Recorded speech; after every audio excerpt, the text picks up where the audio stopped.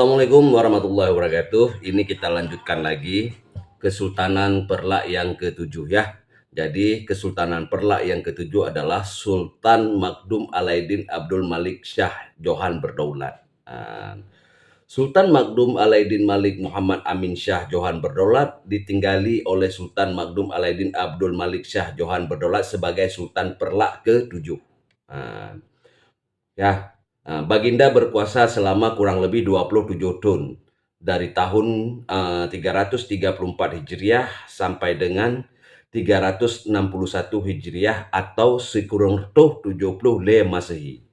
Di masa pertengahan Baginda berkuasa, nun jauh di sana pada tahun 351 Hijriah di negeri Pakistan berdiri kerajaan Islam dengan nama Daulah Ganawiyah yang didirikan oleh Al-Ghazali, Sultan Mahmud Al-Ghazawiyah.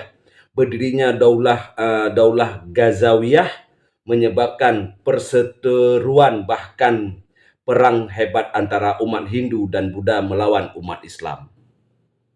Di sisi lain, setelah wafat Sultan ketujuh ini, golongan Syiah mulai bangkit untuk merebut kembali kesultanan dari tangan kaum Sunni. Sebagai konsekuensinya, maka pecahlah perang saudara babak ketiga antara golongan Syiah dan golongan Sunni. Perang kali ini berlangsung selama 4 tahun, lebih lama dibandingkan sebelumnya pada masa Sultan Alaidin Said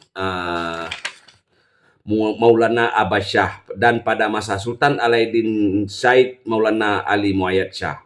Untuk mengakhiri perang agar tidak berlarut-larut, maka dilakukan upaya diplomasi dengan menghasilkan perjanjian Alumeh tanggal 10 Muharram leher 50 leher Hijriah. Dengan hasil akhir, wilayah kerajaan Perlak dibagi menjadi dua, yakni wilayah Perlak Pesisir, Perlak Baruh diberikan kelompok Syiah dan mereka boleh mengangkat sultan sendiri dari golongannya, dan wilayah Perlak bagian pendalaman Perlak Tunong diserahkan ke kelompok Sunni dan mereka juga boleh menobatkan sultan dari golongannya.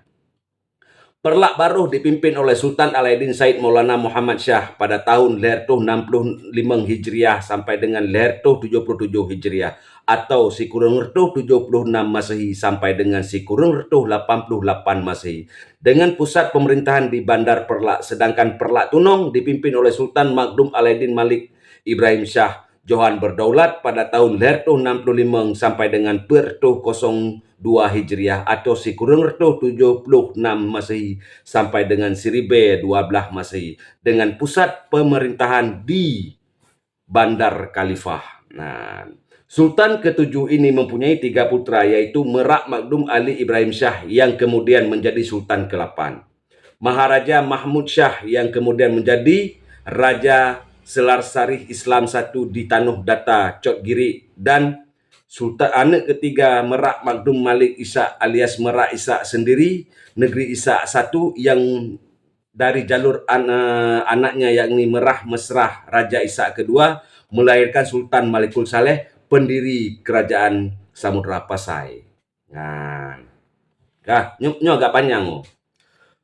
Para keturunan Tu Mesrah, kan? Nyo lu baca aja. Namun sebenarnya dari Tu Mesrah adalah Merak Malik Mesir. Merak Malik Mesir adalah anak dari Merak Magdum Malik bin Sultan Magdum Alaidin Abdul Malik Shah, Sultan Perlak ke-7. Dengan demikian, Tu Mesrah merupakan cucu dari Sultan Perlak ke-7. Ayahnya merupakan pendiri kerajaan Ishak. Tu Mesrah kemudian meneruskan kerajaan ayahanda menjadi Raja Ishak kedua, Merah Mesra atau Tu Mesrah, mempunyai 7 putra, yakni nyo silsilah benar dengar.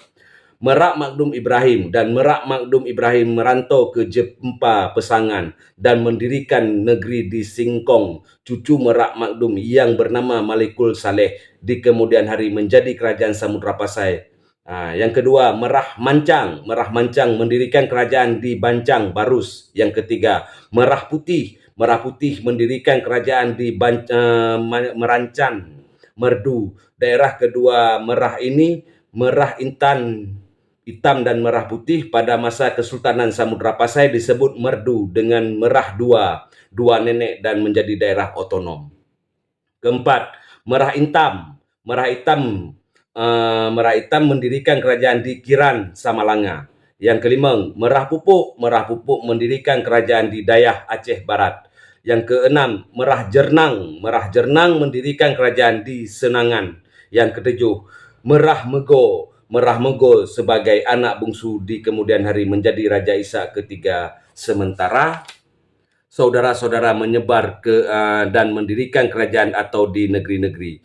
Keturunan Tu Mesrah Raja Ishak kedua dari jalur Merah Makdum Ibrahim di kemudian hari banyak menjadi raja, panglima, ulama dan bangsawan Aceh. Di antara mereka adalah Sultan Malikul Saleh yang menjadi pendiri kerajaan Samudra Pasai pada tahun 1260 sampai dengan 1280 Masehi.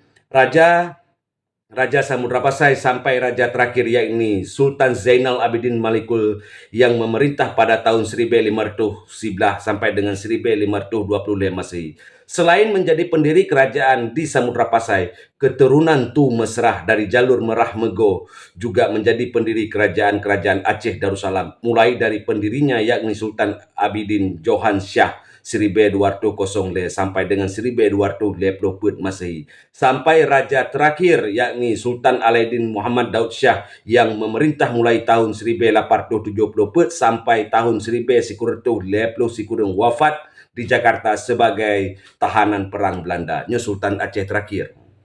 Seperti diurunkan di bagian lain, keturunan Tu Mesrah alias Tu Mesrah Raja Ishak kedua, cucu Sultan Perlak ke-7, keturunan juga menyebar ke Malaka melalui Ratna Kemala dengan permaiswara Tumasik, keturunannya kemudian menjadi raja-raja di Malaka. Keturunan Putri Johor kemudian menikah dengan Sultan Brunei Darussalam. Dari Mesrah Mego bin Tu Mesrah anak Hashim Abdul Jalil Ibrahim ke Bugis yakni Syekh Ali Al-Kaisar menikah dengan bangsawan Bugis dan anak cucu kemudian bergelar Daim. Di antara anak cucu Syekh Ali Al-Kaisar yang kembali ke Aceh yaitu Daeng Mansur yaitu Tengku di Rebaya dan mempunyai seorang putra bernama Zainal Abidin, seorang putri yang bernama Siti Sani yang dinikahi oleh Sultan Iskandar Muda. Di Jawa, keturunan Tu Mesrah yakni Putri Jempa dinikahi oleh Raja Majapahit. Terakhir kemudian lahir Raden Fatah yang kemudian menjadi Raja Demak.